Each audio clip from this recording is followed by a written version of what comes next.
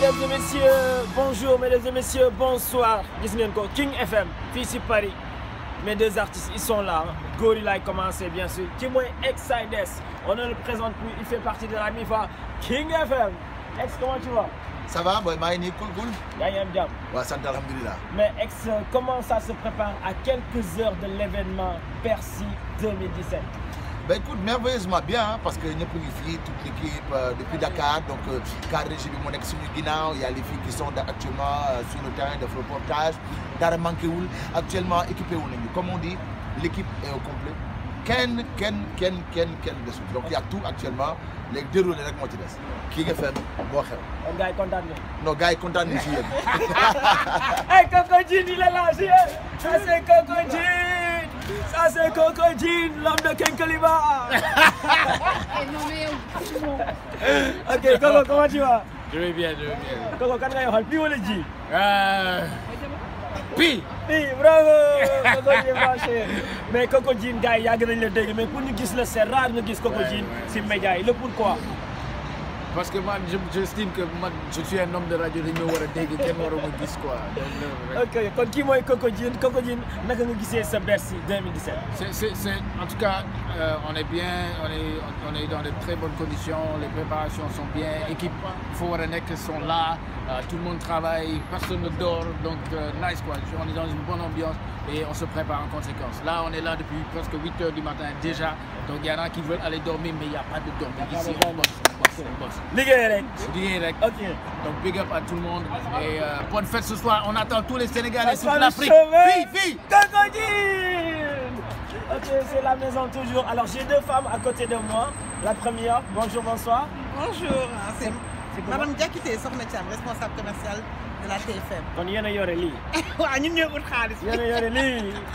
kii dama koy def xarit de kii dama koy def xarit. Alors naka ngeen di préparer événement bi à quelques heures ak naka nga gisee ren Bercy 2017. Bah écoutez, c'est mon premier Bercy, mais big up à toute l'équipe de Futur Média. Franchement, ñu ngi liggéey bu rafet. Surtout équipe King FM, ñu ngi fi depuis une semaine. Donc mention spéciale à Ibrahima Dieng et à Madame Sarr, Thérèse. Vraiment boobu ba léegi ñoom tooguñu kenn toogul sax d'ailleurs à part man. Voilà donc. Et un petit coucou à qui? Ben coucou à mes collègues du service commercial de la TFM, à mes collègues du groupe Futur Média. Vous êtes bien représentés, ne vous en faites pas. Tu parles avec Pi ou Ji? Je parle avec Pi. Pi, bravo. waa TFM léegi dañu branché de. Alors kii nag mooy sama sœur mooy Tété. Alors gars yi dañuy werante, elle ressemble à Carole, Eva de la série Pod et Marichou. Gars yi dañu sœuram la. Ça va soxna si? ouais, ça va. Et toi? ñu ne yow yaay sœuru Eva. waaw loolu la sœuram la. Gars yi sa koy wax. sœur, c'est vrai. C'est vrai, ça? N'est-ce pas Eva? Ouais. Ok, alors tu es en direct Hello Ado, l'émission des jumeaux PNJ. Comment vous avez préparé l'événement jusqu'à arriver aujourd'hui, le jour idéal? L'événement Bercy. L'événement, t'as entendu, les gens namoon nañ ko depuis 4 ans, donc on l'a préparé depuis Dakar. Hein. Toute l'équipe du groupe Futur Média, hein, de tous les agents, quel que soit le département que tu es, tout le monde a mis la main à la pâte pour vraiment rendre l'événement aussi incroyable, aussi inoubliable que ça a toujours été. Super. Ouais. Super. Alors quel poste vous occupez ici au niveau de la GFM? Moi, je suis directrice marketing et communication du groupe. Et bon, pour Bercy 2017, je suis venue avec la radio digitale, la radio King FM, la nouvelle radio, la radio en ligne. Vraiment toute une semaine d'émissions délocalisées. Les gens ont été là, les concepts reliftés, revus pour vraiment vivre l'événement. Tous les niveaux, hein, avec vous, Paris by Night. Une semaine yi yow yaay doon gérer PNJ kan moo gënoon sage fii si France PNJ. Ji wala Pi? Non, Pi. Pi moo gënoon sage. Gars yi ñoo ko déggandoo ko koy Tété, la sœur bien sûr de Eva. Mais aujourd'hui vous allez connaître l'équipe de King FM bien sûr. Tout à l'heure il y avait les Exides, les Coco Jean. Elle, c'est l'équipe matinale, la diva. Elle se nomme Binta Lopar. gis nga waxaat ko may andi ko. Binta Lopar. Alors Binta, tu vas bien? Bercy 2017, comment ça se prépare? Wow, je vais bien. Bercy 2017, ça se prépare. Il y a l'euphorie, on est là, on doit faire des reportages. On a beaucoup d'éléments à présenter aux téléspectateurs, et ceux qui viennent voir Youssou Ndour, donc on est là, spécial. Ok, alors Banel elle est là, Banel elle arrive, oh là là, elle est stylée Banel. Banel approche-toi. Gis nga kii mooy Banel, xoolal démarche bi, la star. Et ñu ngi France, hein? L'africanité. Bonjour, bonsoir. Bonjour. Comment tu dis ça? Banel. Yow yaay Banel. Dégg naa yow tasaare nga France. Bon, je vais donc commencer en fait. tubaab yëpp yow la ñuy wër ndax li ngay sol. À ce qu'il paraît. Banel Sénégal ñu ngi lay seetaan lan nga leen di wax. Que yéen a ngi raté le Beric en fait, parce que là, mi ngi touch et c'est la totale. Et même avec King FM, la première radio digitale du Sénégal, dara du leen rëcc. Restez connectés. C'est toi qui anime avec Exides. Oui, Exides. Est-ce que mën nga wax téléspectateurs de sa heure émission? Oui, tous les vendredis, samedis, dimanches à partir de 15h. 15h. Ouais. Tu fais coucou à qui? À tout le monde, parce que j'ai trop de fans. Super. Merci à Banel la diva. Alors toujours l'ambiance bien sûr. Il est là-bas. Damay dem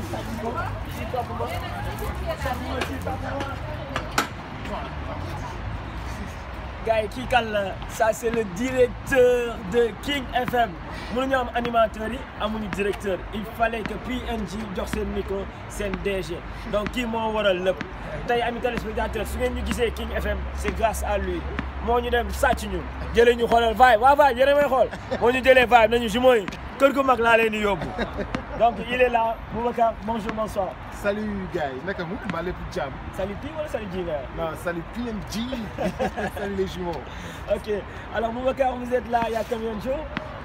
Juste un jour. Un jour, ouais. Ok alors Boubacar 2017 Bercy King FM TFM gars yi jël animateur l'ensemble des animateurs de King FM sont en France uniquement pour l'événement de ce samedi. C'est de l'innovation, c'est une première dans l'histoire du Sénégal. Déplacer une radio bien sûr, des animateurs, une semaine, un hôtel, tous les animateurs là-bas. Félicitations directeur. Bah écoute, félicitations à vous. L'essentiel c'est d'assurer carrément le boulot. L'essentiel c'est que c'est d'innover et puis nous avions promis au président directeur général de faire une radio d'innovation, une radio de changement, une radio qui a apporté du neuf sur la bande FM et rien que le fait d'être une radio digitale, c'était du nouveau pour les auditeurs et pour les internautes. C'est la première fois que le Sénégal a une radio digitale et aussi se déplacer. C'est pour la première fois qu'une radio émet depuis la France pendant une semaine. Peut-être une radio sénégalaise, c'est la première fois. Hein, ça, c'est aussi une exclusivité.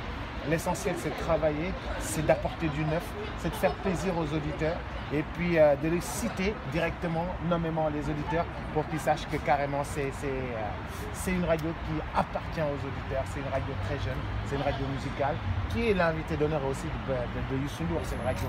Parce qu'en fait, cette radio n'a pas encore un an et cette radio vient à Paris, émet depuis Paris et là c'est une radio musicale qui va avec ce que Youssou Ndour fait. C'est pourquoi King FM est l'invité d'honneur de Youssou Ndour. Ok. Alors, DJ Bob, c'est une radio qui fait le buzz au Sénégal. Les 14 régions du Sénégal ont l'habitude de l'écouter à travers le net aussi, www.kingfm.sn. Boubacar, tey yow yaay directeur de King FM. Est-ce que tu es satisfait de tes animateurs que tu as l'habitude d'écouter matin, midi, soir? Parce que souvent, on a un directeur, mais du le déglu. Est-ce que Boubacar, il est à côté de ses jumeaux, il est à côté de ses animateurs? Est-ce qu'il écoute ses animateurs? Je fais qu'écouter King FM. loolu rek laay def déglu ko apprécier ko et puis bu amee lu dëng ñu woote gars yi defee leen ko nii bu amee lu jub gars yi yokk leen ci nii bu yokk tool cere doon def cere yokk ñeex gars yi waxee leen nii gars yi def leen nii lépp di comme ça lépp di gën a baax tu vois xam nga yéen déjà li ngeen def ak Thibaut c'est magnifique faire sortir une radio, faire du live en direct pendant les vacances, faire du show partout. C'est ça, c'est naturel. C'est ça, faire du neex yooyu, du différent yooyu. Et puis loolu mooy dundal xolu animateur. Un animateur passionné, loolu mooy dundal xolam di génn di dem def spectacle, jege auditeur am, ànd ak rajoom, am sponsor bi di la topp. di ànd ak yow et puis ñu koy gis à travers le monde, c'est magnifique. 2018 arrive, tu souhaites bonne année à qui et quels sont les projets de King FM, DJ Bob? Alors 2018, il faut que bés embrayage bi dugal vitesse yi. gis nga dem dugal vitesse yi parce que am na yeneen yoo xam ni noonu la ñu war a ñëwee ci. parce que les gars ñu ngi leen di xaar King FM. ñu ngi leen di xaar King FM. non dañuy am yeneen yu bés tax yu ñu indi xam nga déjà ci 2017 bi amaguñu 1 an et def nañu naming def pour la première fois rajo am tur ñu ne studio Motorola. da ngay dégg Emirates Stadium. cameraman kaay tege si balaa oto bi dina da ngay dégg ay Emirates Stadium. wala ngay dégg ay Orange Vélodrome. pour la première fois nga dégg rajo bu am naming ñu ne studio Motorola. dafa bokk ci changement yi bokk ci innovation yu 21e siècle xam nga yu mel noonu am na yu mel noonu yu dàq yooyu yu ñuy préparé pour bii di ñëw incha allah. alors un coucou à qui man dama bëgg benn tour quoi boo xam ne tour boobu dama ko yàgg a dégg. Mame Diarra. Mame Diarra. Ok, gros bisous à elle, ça c'est ma star à moi.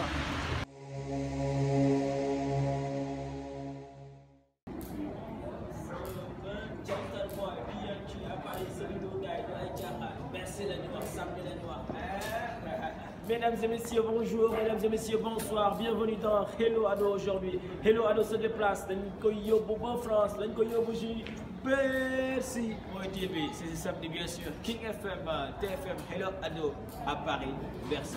Donc comme vous le voyez bien sûr, BNJ ñoo ngi biir Paris. Ñu waajal Bercy. Gis nga fii mooy village de Bercy. Alors ça se prépare. Ça se prépare. Tey suñu invité Elzo Jamnam la donc balaa ñuy jël Elzo Jamnam dañuy doxantu gauche droite xool gars yi naka la ñuy préparer bien sûr l'événement de ce samedi à Bercy. Donc sans tarder ñu leen xooli coulisses yi xool ci luyu gars yi seet gars yi naka la ñuy préparer soirée gauche droite ñu waxtaan ak ñoom. Allez, PNJ Show Hello Ado ce soir à Bercy.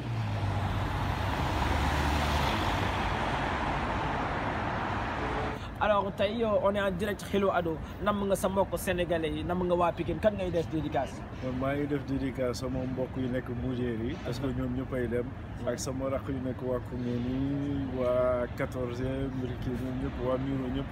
Ok. Pour à côté de moi j'ai un gentleman, un mannequin. Il est beau, il est stylé. Attention les jeunes filles, préparez-vous. Il y aura que des mecs du genre de ce genre-là. Alors monsieur, bonjour, bonsoir. Bonjour, alors je m'appelle Cédric. Cédric, vous habitez où? J'habite en banlieue parisienne à Créteil. Alors il y a un événement qui se prépare ce samedi, la grande soirée de Youssou Ndour. Comment vous, les Français d'ici, vous le préparez, la grande soirée de Youssou Ndour? Bon, on le prépare vraiment bien parce que Youssou Ndour c'est quand même un grand artiste, reconnu internationalement et il est aussi connu en France. Et on l'aime beaucoup. Est-ce que tu sais danser le malach, Non, justement, mais je sais qu'on saute comme ça un petit peu, c'est ça. Je sais juste faire ça. Ok. Donc, ok, un grand merci encore une fois à mon ami. Toujours l'ambiance Bercy, bien sûr. Ce samedi, ça sera du lourd avec les PNJ. Youssou Ndour à Bercy. Gaël Naroulium. Hey. Bonjour. Vous allez bien? C'est comment votre nom? C'est Mathilde. C'est Mathilde? Oui. Ok, Mathilde, vous habitez où? À Saint-Ouen. Ah? Saint-Ouen. Ça se trouve où là? Dans 93. Ok. Et c'est bien là-bas? Ça va, c'est bien. Il y a de l'ambiance? Ouais, il y a de l'ambiance, ouais. Ok, alors nous, on est là, mon jumeau et moi, on est en train de préparer un événement, la grande soirée de Youssou Ndour. Est-ce que tu es au courant? Oui, à Bercy. Bercy? Ouais. Ah bon, donc tu es au courant? Ouais. Ok. Est-ce que tu connais Youssou Ndour? Oui, de nous, ouais. Ok. Est-ce que tu sais danser la danse sénégalaise? Non. Ah, vas-y, essaye, tu fais un petit truc là. Hein? Tu fais quoi, du lodobi? Ouais. Alors là, toi, tu sais danser, hein? Peut-être, je sais pas Ok. trop. Hein. Donc on se verra, Inch'Allah, peut-être samedi à la grande soirée, n'est-ce pas? Ok, peut-être, ouais. Ok. Ouais. Alors un petit coucou à qui? Ça te ferait plaisir de venir à Dakar, au Sénégal, chez nous? Oh, au soleil et tout. Au soleil, pour venir découvrir? Bah oui, pourquoi pas. Ok. Alors j'ai une invitée plus tard dans l'avenir. Elle sera à Dakar, bien sûr, au Sénégal. Let's go. Mesdames et messieurs, on est ici à Paris, on est à Bercy, bien sûr, au niveau du Gare. J'ai un ami que je viens de rencontrer. Je vais lui demander son nom. Bonjour, bonsoir, monsieur. Bonsoir. C'est comment le nom? Brigo. Brigo. Brigo. Ok. Et ça se passe comment ici en France? Il n'y a rien à faire en France. Il n'y a pas d'aide, il n'y a rien. Ok. Alors dis-moi, aujourd'hui, samedi, il y a le grand concert de Youssou Ndour. Tu connais Youssou Ndour? Oui. Super. Oui. Les PNJ, est-ce que tu arrives à reconnaître les PNJ, les jumeaux? Comment tu les trouves? Je ne vous ai pas trouvé? Ouais. Non, comment tu les trouves, quoi, les jumeaux PNJ? La classe. La classe. Vous avez la classe, les frères. Vous êtes stylés. On peut pas de... Franchement, il n'y a pas de frères comme ça. Mais qui est plus stylé, Sepi ou bien c'est l'autre Jumoji? Non, je vais te faire des jaloux. Tu me demandes de faire un jaloux là. Ok. Alors, tu fais une dédicace à qui? Quel est ton artiste préféré, toi? C'est vrai? Côté musique, oui. Côté musique, c'est toi. Donc, un grand merci. Eh ben, merci pour tout. Hello, bonjour. Encore bonjour. Vous allez bien? Ça va et vous? C'est comment votre nom? Mélissa. Mélissa. Alors, j'ai à côté de moi Mélissa et vous? Selma. Mélissa et Selma, elles font partie des 2 plus belles filles de la France. Hein.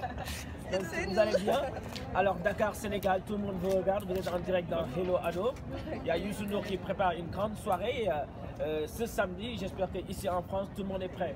Bah, en tout cas, moi, j'y serai, oui. Super. On est prêtes. Ok. Alors, gars, elles sont prêtes pour la grande soirée de Youssou N'Dour. Alors, comment vous trouvez le PNJ en mode noir-blanc? C'est magnifique, c'est trop joli. On aime trop. Okay. Et vous allez pouvoir reconnaître les PNJ, les jumeaux, une prochaine fois? Bien sûr que oui. Ok. T'as tu choisis Pi ou J, toi? Les deux. Les deux. Les deux. Elle est gourmande, hein? Elle choisit les deux. Et toi, Pi ou J? PNJ. Allez, merci amis téléspectateurs, on était en compagnie de ces 2 princesses. Vous l'avez dit, amis téléspectateurs, en cours d'émission, bien sûr, que notre invité se nomme tout simplement Elzo Jamnong. Kon gars yi tey surprise ou Paris bi, surprise ou Bercy bi, mu ngi nii waa ji nga xamante ne moo nekk si digg bi, le mannequin des mannequins, le préféré des jeunes filles est là. Mais Elzo da nga def. nga naan mannequin. Ah mais mannequin nga. Nice gang. maa ngi leen di nuyu sama gars yi wala boy. Dégg nga man lii sañse la par rapport ak yéen yéen a sañse gaan. waaw big up gaan, merci ci invitation bi. maa ngi nuyu waa Sénégal ñu di ñuy seetaan, maa ngi nuyu waa TFM yëpp, nuyu waa Dakar, waa Topla ñëpp yéen a ngi ci biir right. Mais dañ ñoo teg dil waxoo ñu woon ne Paris nii la seddee de copain mënoon nga ñu message sax nañu joué balaa ngeen di ñëw indi leen ay kii. génn nga ci, gis naa dóor nga ay gants saa gis naa dóor na ay collant xam nga. Yeah, mais nice ngeen non yéen a ngi ciy génn instant yi yéen moom kenn gënu leen nekk ay kawman instant yi. Ok gars yi on est ici bien sûr en face de notre hôtel hein. Donc dañu am benn hôtel boo xamante ne y a les PNJ, y a les Pape Cheikh Diallo, y a les Fatim O. Dañu wàcc si suuf rek jël sama copain bien sûr ànd ak moom tey mu expliquer ñu si lan la nekk biir Paris. Angie. Yes I donc Elzo déjà ñu ngi lay jaajëfal bu baax. Yeah, tout récemment génne nga benn single génne un clip boo xamante ne ça fait le buzz actuellement une si longue lettre. Rest in peace Mariama. Yeah, man tàgguwuma kenn bi may jóg di wut xëy bu ma xool bu tu jéem ma la jàngal fay bu public bi di bég rappeur yi ñooy hate bu public bi di bég rappeur yi ñooy bañ bullshit yi nga fii dégg du man deñ yóbbu sama tur ci foodu ñoom avant ñu ñëw si loolu sax dinañ la laaj si lan nga nekkoon parce que gis nañ ne yàgg nga fii tamit te gars yi na mën nañ la fële dëgg la ba xam nga rek maa ngi ci job bi di préparer affaire yu bees maa ngi doon am fii tamit ay événements en fait man sama équipe yëpp fii la nekk tu vois sami def sama son yi sama vidéo yi moo tax mënuma di fi géej dernièrement nii nag xam nga ñi ngi doon waajale affaire yu bëri du coup même clip bi ngay wax ni Dakar lañ ko tourné tu vois mais dañ nekkoon di. ñu bëri nee nañ tourné woo leen ko foofu ah. pourtant Sénégal lañ tourné naa ko depuis kañ depuis mois de mai ah. dafa yéex a génn rek xam nga dañ jëloon suñu temps bàyyi gars yi ki fi album bi bu baax.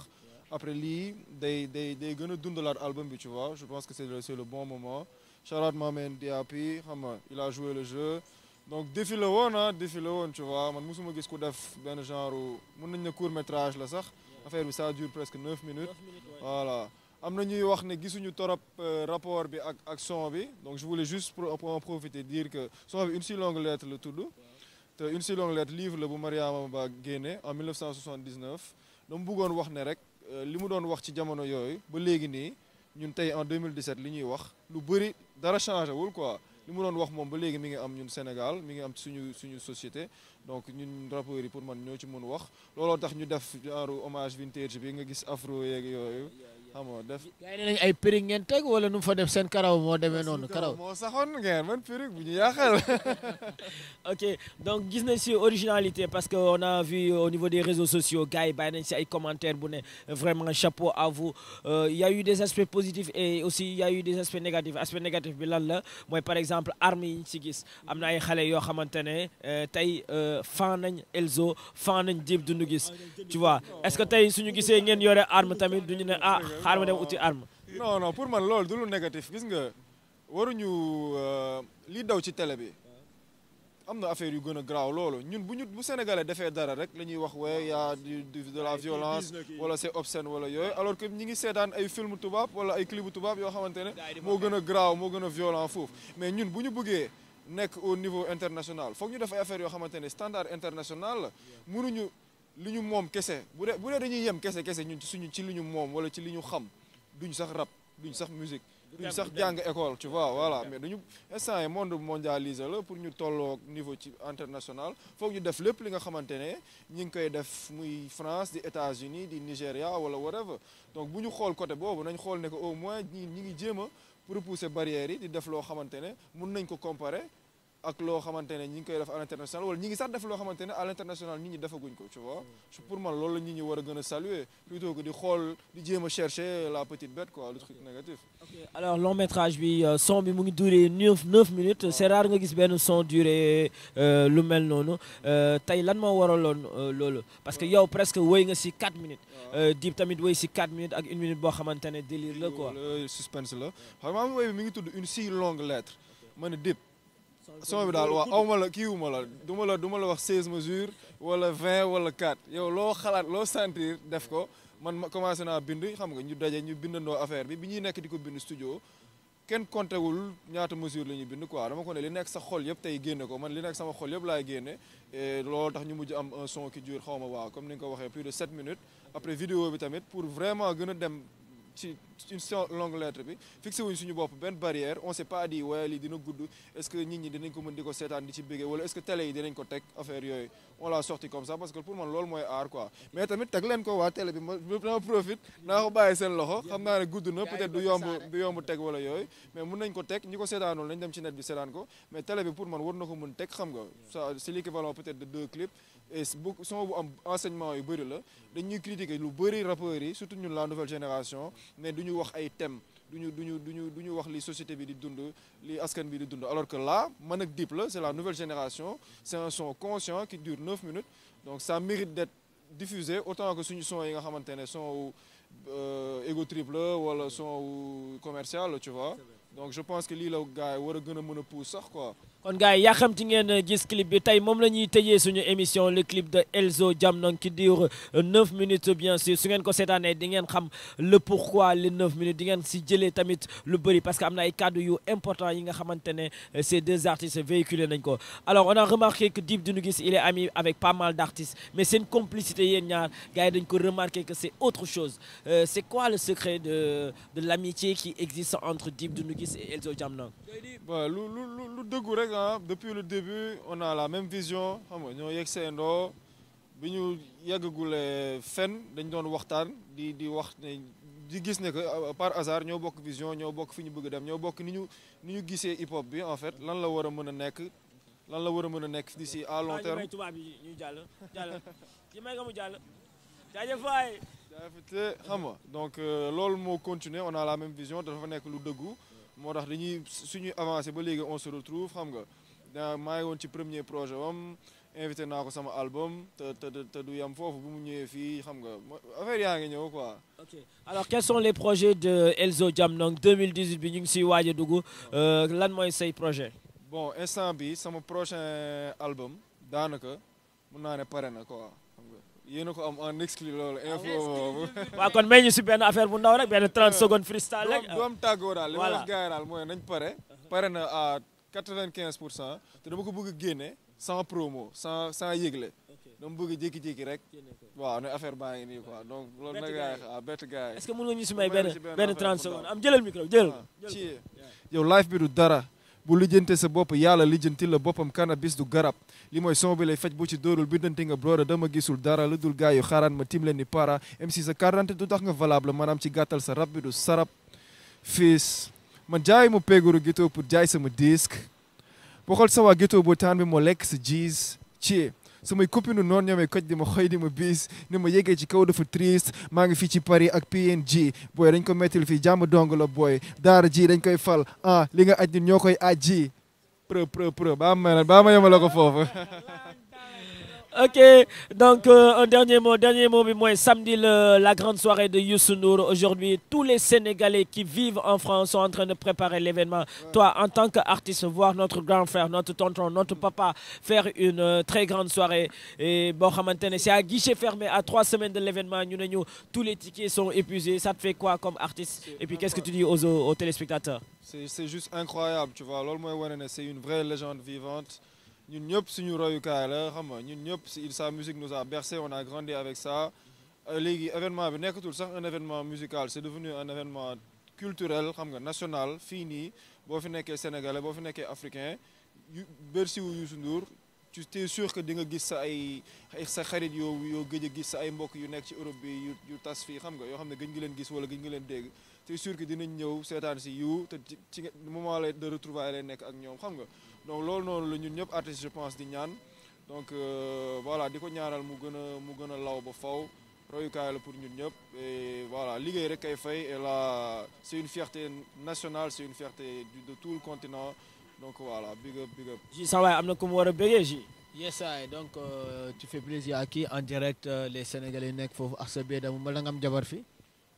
maa ngi big up waa team Elzo Jamdong yëpp yow sa question dama koy switch xam nga li DJ yi naan switch xam nga DJ nga xam nga li switch shout out waa team mën nga bëgg dugal shout out waa team Elzo Jamdong shout out waaw ñëpp ñuy follow xam nga suivez sur les réseaux sociaux voilà quoi jàmm dong la shout out à vous aussi franchement xam nga mooy loolu yàgg na boobu ba léegi yéen bu yàgg dëgg la voilà gis nga ana bu yàgg dëgg la ça fait plaisir tey xam nga ñu daje fii pare waaw xam naa ne dinañ daje New York daje Amsterdam daje fépp. am na ceeb bu weex copain fii am na ay ceeb bu weex. dañ koy créé am na fi kay. après bu ñu paree émission ma yóbbu leen fële ma yóbbu leen kii restaurant kii bi nu mu tuddati restaurant rox bi. à Pointe des Almadies ma yóbbu leen Pointe waaw. donc c'est des PNG Elzo Jamdong Hello Ado.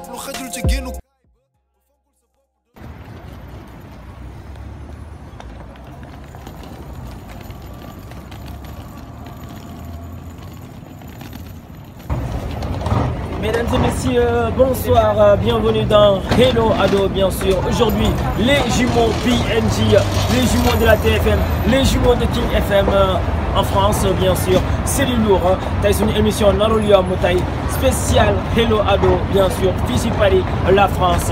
Nous sommes ici, gare bi nga xamantene moy garu Bercy mooy fi nga xamantene waaw grand Youssou foofu lay faral di tàngale ay 20 000 francs 20 000 places bien sûr guichet fermé la koy def donc Youssou Ndour gàcce ngalama. Let's go man. À côté des PNG, à ma gauche, à ma droite, elles sont très belles. On dirait même des jumelles avec de jolies tresses. Bonjour, bonsoir. Bonsoir. Ça va, vous allez bien? Oui. Toi, c'est comment ton nom? Ami. Ami, tu es sénégalaise toi ou bien? Non, je suis ivoirienne. Tu es ivoirienne? Oui. Ok, alors une ivoirienne qui vit à Paris, c'est ça? Oui. Tu vis où ça, ici? Oui. C'est pas loin? Ok, et toi, tu t'appelles comment? Kiren. Comme la bouteille Kiren d'eau. Oui. Elles sont toutes mignonnes là. Ça va? Ça fait longtemps que vous êtes en France? Je suis née ici en fait. Tu es née ici en France? Ouais. Ok. Alors, tu es ivoirienne d'origine? Non, je suis congolaise. Congolaise. Ivoirienne, congolaise, ça c'est la grande famille africaine, non? Oui. Ok. Allez, merci amis téléspectateurs. Let's go bien sûr ensemble pour faire plaisir à ces jeunes filles. C'est parti. Mesdames et messieurs, c'est Hello Ado bien sûr. C'est King FM. Oui, c'est la TFM, c'est la GFM à Paris bien sûr. Alors, donc, amis téléspectateurs, je suis en compagnie de la grande sœur d'Eva de la série Pod et Marichou, avec ses enfants ici au niveau de Paris. Alors, on sort de Youssou Ndour pour faire plaisir, bien sûr, à la famille de Eva en France, ici. Mesdames et messieurs, je vous l'avais dit, ce soir, aujourd'hui, ça sera du lourd. PNG en France, mais ils ne sont pas seuls. Il y a un rappeur qu'on ne présente plus au Sénégal. Il y a un rappeur qu'on ne présente plus aux Africains, au monde entier. Il est là. L'homme se nomme tout simplement Simon. Simon, bonsoir, bonjour. Wow, salam alaikum, salam alaikum. Simon, content de gis le fils de France, fils de Paris. Alors, ça fait combien de temps que tu es là, Simon? Alors, je suis là depuis presque une semaine, vendredi. Je suis là depuis vendredi dernier. Et voilà, quoi, on est là pour quelques business, quelques petits trucs. Donc voilà, quoi. Wow, dit globetrotter, comme on dit. Ok, ok kon Simon yaa ngi lekk sa xaalis de yaa ngi lijjanti ay business de grand. dégg nga lijjanti wu ma dara lekkuma dara. mais grand fii dafa sedd yow waxoo ñu woon fii nii la mel nag ñu waroon message nga ne ñu waa mais jumeaux yi su ngeen ñëw gànnaayoo leen bagage yu diis yi. xanaa gisoo samay loxo xanaa génneewu ma ko fu mu nekk ba léegi. c'est super alors J ma bàyyi la nga nuyoon teg Simon. Voilà donc un grand bonsoir à tous les branchés, tous les connaisseurs, tous les mélomanes, tous ceux qui kiffent bien sûr Hello Ado de la bonne musique. On est en compagnie de Simon Jollof for Life bien sûr ici à Paris. Ça est naka Paris. waaw sedd coach comme ni ko gars yi waxee mu ngi coach. non mu ngi coach mais sant yàlla sant yàlla. Yeah. Alors ça te fait quoi de voir tes amis, tes jumeaux, tes frangins ici à Paris waaye Bercy bi tamit. waaw ça fait plaisir yàgg bawul dara xam nga Dakar lu ñu doon def lii tey on le fait à Paris suba Hong Kong gannaaw suba New York xam nga yàlla na ko yàlla def et ça fait plaisir de vous voir que voilà yéen a ngi ci seen yoon ba tey vous avez pas lâché prise. ban clip nga bëgg ñu may leen ban clip j'aime bien le dernier clip de Hakil. doo comp la defe naa mu def ci benn bateau nii ci géej di lancer message bu am solo donc Hakil boo leen ma mënoon may Hakil macha allah Hakil One Lyrical maa ngi koy wax sànq ñoom Dip Doundou Guiss ñoom Omzo Dollar ñoom Ngaaka Blindé donc voilà gars yi yëpp daal waaw maximum respect. ok c'était Simon Jollof for Life PNJ ici à Paris.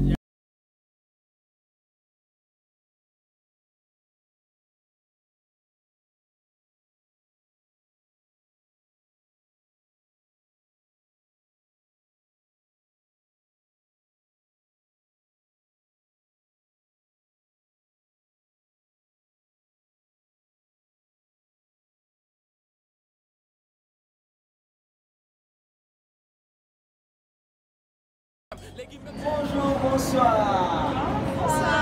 Vous allez bien? Ça va super, très bien. Ben, ça fait plaisir de vous voir là. C'est partagé. Voilà, donc les Sénégalais, aujourd'hui, je suis venu là, ici même, à Paris, uniquement pour voir une demoiselle, une charmante, una belle, regarde ça, elle présidente de la MIFA PNJ Family. Oui, la présidente depuis Paris, la France, elle est là. Elle se nomme tout simplement Jojo, vous me représentez MIFA PNJ Family. Moi, présidente ici France. Moi, je gère, moi, je coach. Jojo, Nagare. Ça fait plaisir de te voir ici à Paris. C'est partagé, ça fait un énorme plaisir de te revoir ici à Paris pour une deuxième fois. Pour une deuxième fois? Ah oui. Donc ils étaient là, les jumeaux PNJ? Ouais, ils étaient là au mois d'avril. Et paraît-il que tu avais accueilli les jumeaux PNJ? Exactement. Chez toi-même parce qu'ils ont laissé leur hôtel et tu les as accueillis. Ouais, ça m'avait trop fait ça m'avait fait plaisir de vous accueillir chez moi. Bah, c'était court, c'était un séjour très court, mais voilà, plein de bonnes choses, plein d'enthousiasme. Voilà, moi je peux dire ça parce que bon, ça je peux témoigner ça. Voilà, elle est là bien sûr, elle est ici là. Oui, elle est ici. Vous allez bien? Ça va et vous? Et vous appelez comment? Iba. Comment? Iba. Iba? Ouais. Iba One. Tu connais le chanteur là? Iba One? Non. Ok. Mademoiselle Iba, vous allez bien? Ça va. Vous êtes en train de parler avec Pi ou J? Je vais voir si vous êtes blanc. Mais J. Attends, comment tu fais pour reconnaître les jumeaux toi? Non, ça se voit, il y a une différence. Il y a une différence? Ouais, tu vas me dire le secret après? Ouais, c'est bon, t'inquiète. Toi, tu es beaucoup plus Pi ou bien tu es J? Tu es pointé Pi ou J? Non, ils sont différents, ça dépend. C'est quoi la différence entre Pi et J? Dis-nous le secret. Compliqué, ça. Pi, il est comment? Pi, il est un peu foufou. Il est un peu... Et J, il est comment J? J, il est plus calme, plus tendre. Ok. Cool, voilà. Et paraît-il, tu fais partie de la MIFA PNJ Family ici en France? Oui, exactement, ouais, avec Jojo, exact. Ok. Alors, tu as l'habitude de regarder l'émission à la télé, la radio? Ouais, bien sûr, la radio, King FM. Exactement. King FM. Ouais. Et qu'est-ce que tu aimes le plus dans l'émission des jumeaux PNJ? Bah, la musique, l'ambiance, l'ambiance africaine et tout. Et paraît-il que tout récemment, tu étais à King FM dans l'émission des jumeaux PNJ, tu as partagé l'émission, c'était comment? Non, c'était bien avec Sophie, c'était très bien. Avec la Touba Boubaraba Sophie. C'est ça, non, c'était très bien. On a raconté un peu nos vies et tout, tranquille, c'était bien. Et à Bercy, Youssou N'Dour, quand tu vois toutes ces nationalités venir ici à Paris uniquement pour l'événement de Youssou N'Dour, ça te fait quoi? Bah ouais, c'est impressionnant, ça fait du monde comme ça, content, la famille. Non, Marseille, on travaille à Paris. Allez, ouais. Voilà. Qui sont pas Marseillais? Attends. À Paris. On est à Paris. Ouais, C'est grave, faut pas le dire là. Tout doucement. Alors, tu fais une dédicace à qui en direct à tous les Sénégalais de Marseille. Oh là là, c'est mimi. Tu vas venir quand au Sénégal? Je sais pas, quand j'aurai l'opportunité, les moyens, tout ça. Okay. Voilà. Donc on va t'inviter, nous personnellement, les PNJ à Dakar, Sénégal. Grave. D'accord? Ouais, bien sûr. Allez, Sophie, un plaisir. Bisous, fais bisous. Oh là là, c'est mimi. Jojo, tu vas nous dire bye bye toi aussi? Tu fais dédicace à qui? Tout le monde, à toute la MIFA PNJ qui sont au Sénégal, qui sont ici en France. Donc je fais du coup à tout le monde, à la famille, à tout le monde et je vous dis à bientôt. Gros bisous. Merci. One Love, c'était Jojo bien sûr avec la diva Iba. One Love. Hello, Ado Mokoy. Fresh. Mesdames et messieurs, bonsoir amis téléspectateurs de la TFM, amis téléspectateurs de King FM, Sénégal, PNJ, les jumeaux, ils sont où? Ils sont en France bien sûr. Ben DJ, ben animateur, moom moo ñu jox rendez-vous bi place de la République lañ koy wooyee nag.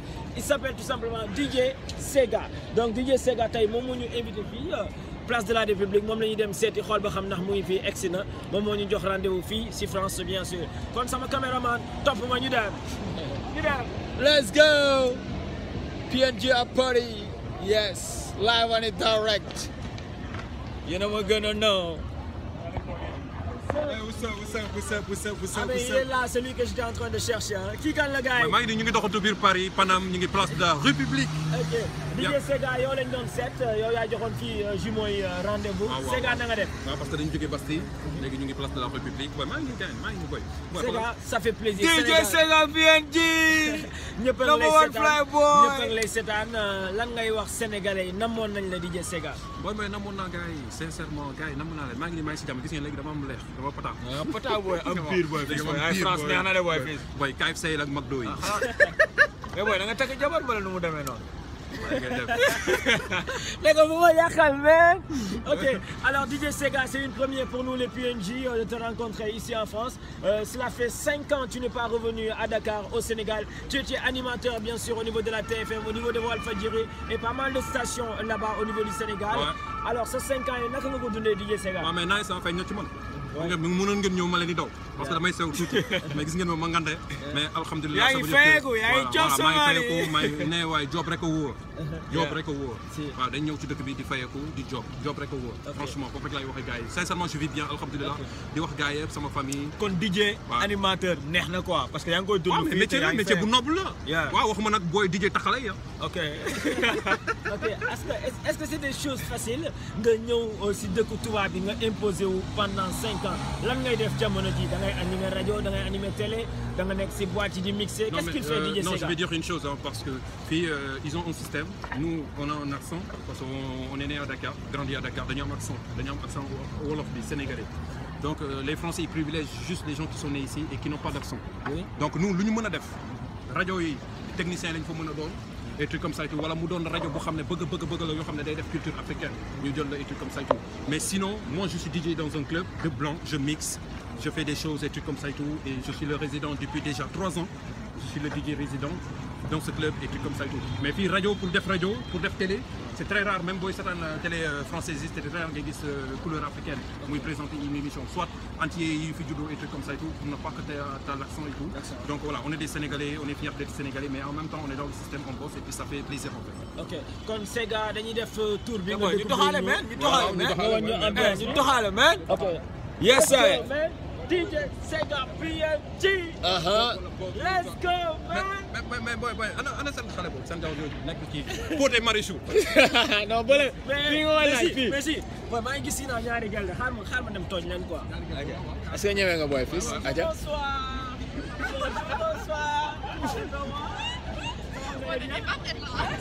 Vous les voyez, ils se ressemblent les deux. Alors moi je pose une question, c'est qui Pierre, c'est qui Jeanne? C'est PNJ. Non, ça s'appelle qui? Alors, bravo, tu as trouvé. Hein? Alors, toi, tu t'appelles comment? Julia. Julia, et toi? Aurélie. Aurélie, vous habitez où? Dans Tu connais la chanson qui dit Aurélie n'a que? Ouais, c'est ça. On va passer ça à la télé alors. Voilà, donc je vais t'offrir ce morceau alors. Okay. Alors on va vous offrir le son de Aurélie parce que les jumeaux PNJ ils sont animateurs dans une télé qui s'appelle la TFM. C'est la télé numéro 1 au Sénégal. Ouais. Et là on est en train de vous prendre en UTV. Tous les Sénégalais vont vous regarder. Faites coucou Sénégal, dites coucou Sénégal. En plus on sera à la Coupe du Monde cette année. Ah ouais, bah, allez oui. Sénégal. Et si on rencontrait la France? Vous allez supporter qui? Si on rencontrait la France dans la Coupe du Monde. Sénégal, ouais, moi aussi, voilà, c'est ça. Ok, alors vous faites un petit coucou à qui les filles? Dédicace. Pas moi. Bah, coucou à ceux qui nous regardent. Je sais pas, c'est quoi le contexte? Est-ce que vous êtes prête un jour à venir à Dakar au Sénégal nous rendre visite? Ouais, c'est un voyage là. On est étudiante, on n'a pas trop de moyens pour l'instant. Ok, super. Allez, merci beaucoup. C'était de charmantes demoiselles, bien sûr. Merci. Qu'est-ce que ça m'a envoyé? Vous allez bien? Oui, ouais. Ok, vous venez de descendre de l'école ou bien? Ouais, on vient de descendre de l'école. C'est quelle école? Ça s'appelle comment? Ok, ça se passe bien l'école? Ouais, ça va. On travaille bien? Ouais, ça va. Okay. Alors vous allez nous dire vos noms et puis vous allez faire un petit coucou. Vous savez comment? Victor. Et toi? Moi Simon, dédicace à toute la quatrième. Et toi? Timothée, dédicace à ma famille. Et quel est le son ou bien le clip qui vous fera plaisir? Le son de n'importe quel. Niska, salut. Est-ce que vous savez danser ça? Non. Alors dites-moi, vous allez me faire un petit truc, vous allez me dire merci comme ça à toi. Hein? Merci. Merci. Hein? À toi on dit merci, d'accord? 1, 2, 3. Merci. Voilà. Merci les gars, merci beaucoup. Ok, super. Voilà, c'est comme ça bien sûr l'ambiance ici à Paris avec les jeunes qui viennent de descendre. C'est chaud. Ouais. Avec DJ Sega. Voilà.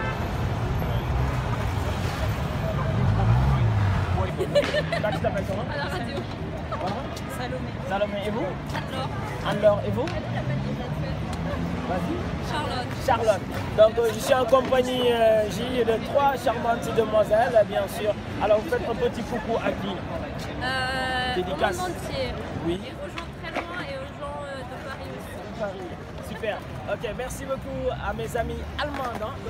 Salut les filles. Salut. Okay, moi alors... je peux être chevée sur le Non mais j'ai appris ça tout à l'heure. Okay. Alors ce sont des jumeaux, l'un se nomme Pi, l'autre se nomme G, des jumeaux animateurs de télé à Dakar au Sénégal. Vous connaissez Dakar? Ça s'appelle Oui, Dakar. Oui, c'est le Sénégal. Dakar à la base. Et toi tu t'appelles comment? Non. Lula. Et toi? Camilla. Et toi? Dora. Mais vous avez des jolis noms. Est-ce que réellement vous appelez comme ça? Ouais. Ok, alors vous êtes en direct, chacune d'entre vous va me dire son son préféré, son clip préféré, comme ça on va le mettre.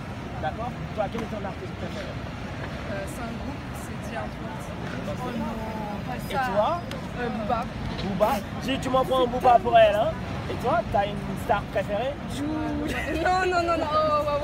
Je sais pas du tout. Tu sais pas? J'écoute tout. Tu aimes tout? Tout. Cabo, reggaeton, R&B, hip-hop, tout. Et toi? Mais c'est le son que tu les as fait tout à l'heure. Je t'ai Alors dites-moi.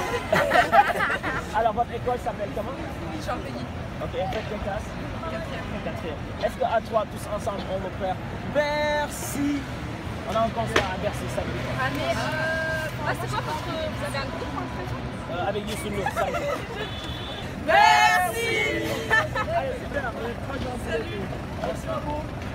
Allez, bisous à vous. Hein. Merci. Ça va? Oui. Toi, tu t'appelles comment? Maïwen. Et toi? Jeanne. Vous allez bien? Oui. C'est quelle école? Ok, est-ce que vous connaissez le Sénégal? Oui. Dakar? Oui. Dakar, Sénégal, vous connaissez?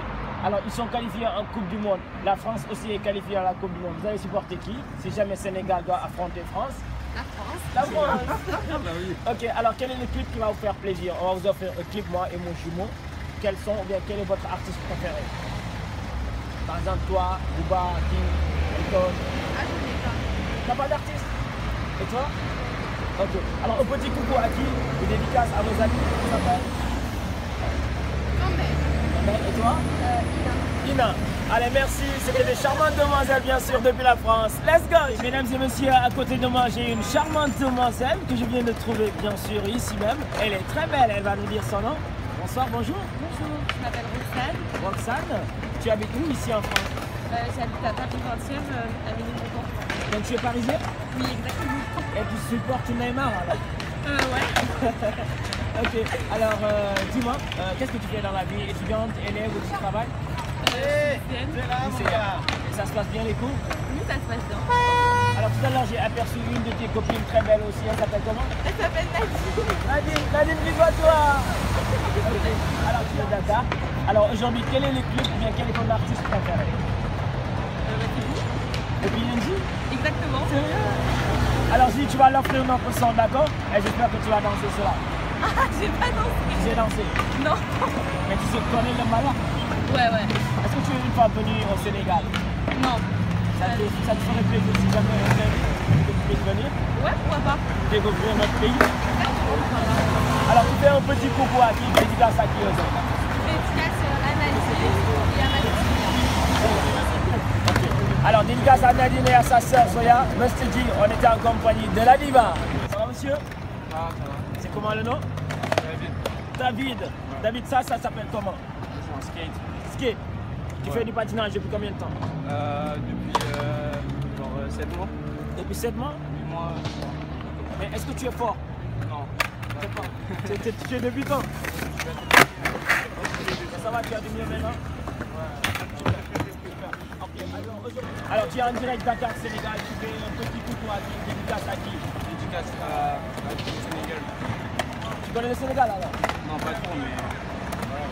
Alors si jamais la France devrait affronter le Sénégal à la Coupe du Monde 2018, tu vas supporter quelle équipe? La France. Hein. Alors pronostic du match, France combien? 1-0 comme on vous avait fait là. Ok, merci beaucoup. C'était l'ambiance totale ici dans les rues de Paris, bien sûr, la République. Comment vous allez? Bien. Est-ce que ça va? Ça va bien. Alors, ils vont se présenter. Hein. Je vais commencer avec ce monsieur. C'est comment le nom? Noah. Noah. Ok, Noah, tu es au niveau de quelle école ici? Je suis à Turbo là. Et ça se passe bien les cours? Ouais, c'est bien. Tu as une copine là-bas à ton école ou bien? Non. Il est sage là-bas alors. Ok, il est sage, hein? C'est toi le monsieur? Moi, c'est Jean-Max. Jean, au jumeau, il s'appelle Jean? Merci.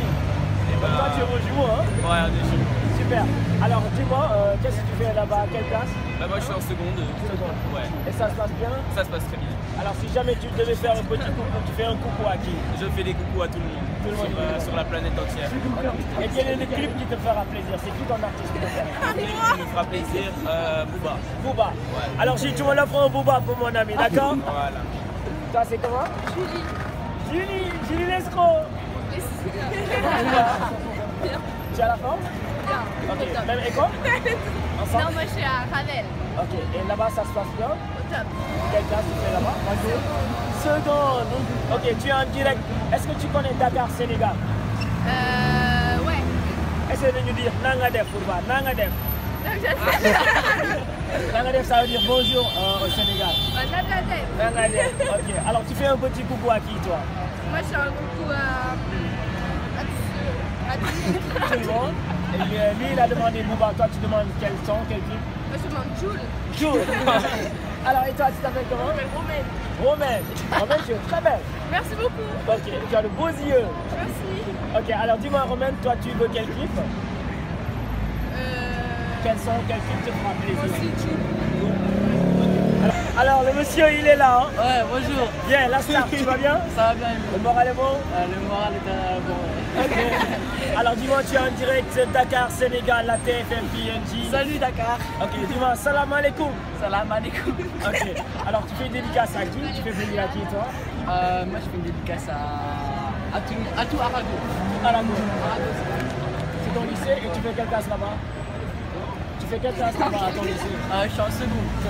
Ça se passe bien les cours, c'est pas difficile? Non, c'est tranquille. Est-ce que ça vous ferait plaisir un jour quand vous invite au Sénégal, vous allez venir rencontrer les lycéens? Ouais, ce serait le feu.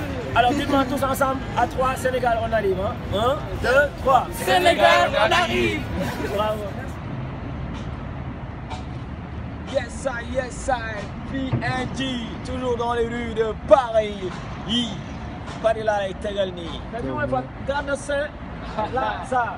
bi mooy gare de Saint-Lazare gars yi ñu ngi fii si Paris ñu ngi France bien sûr. waxoon nañ leen émission amatul li ñu dund Paris loolu lañ leen di wan every time chaque jour ah every day noonu lay demee saa su ne gars yi ñu doxantu ñu xool. Yeah, ici c'est Paris avec PNG, Hello Ado, La TFM, King FM moo koy fresh moo koy toj affaire bi xoolal waaye Paris la. Alors, je vais vous faire une réduction. Donnez-moi votre téléphone, que je fasse la réduction. À 10%? Ouais. Alors. Ouais. 10-10, c'est normal. Là, je vous fais surtout là. Ouais, c'est 2 chaussures, non? Ouais. Oui, l'autre paquet? Bah, je pensais qu'il allait les mettre directement. Non, il les met pas. En fait, il les met pas. Ouais. Milan. C'est un farceur, lui. Ça marche. Alors.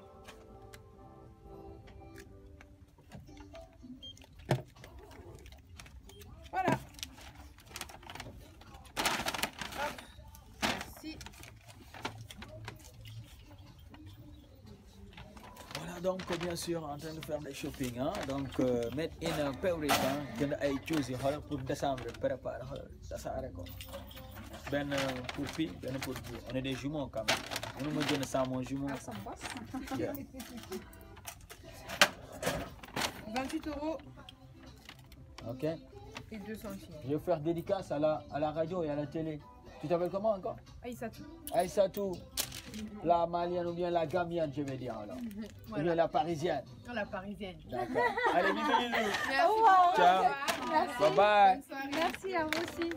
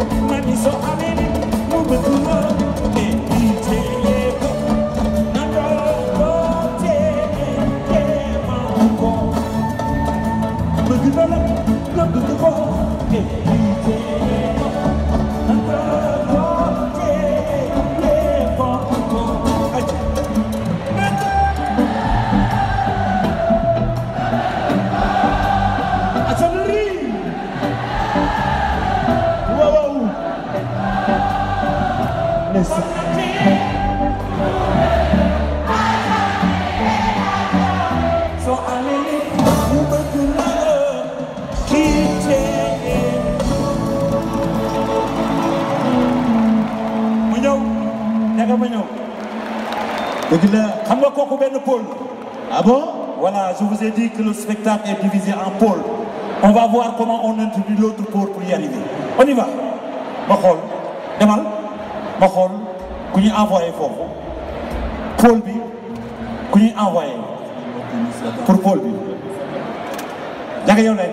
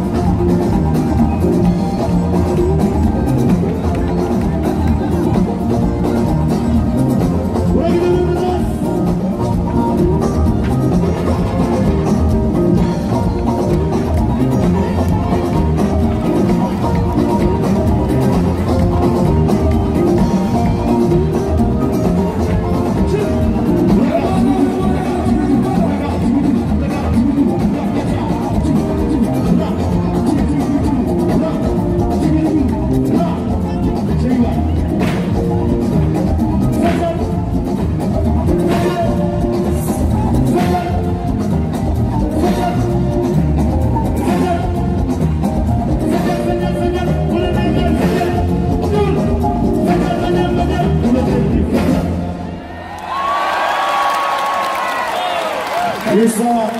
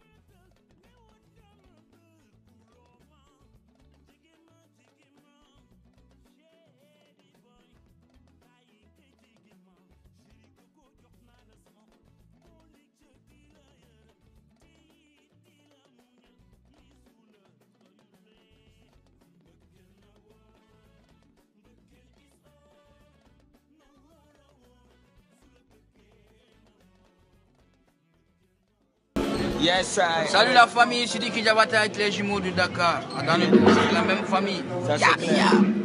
Baby MC.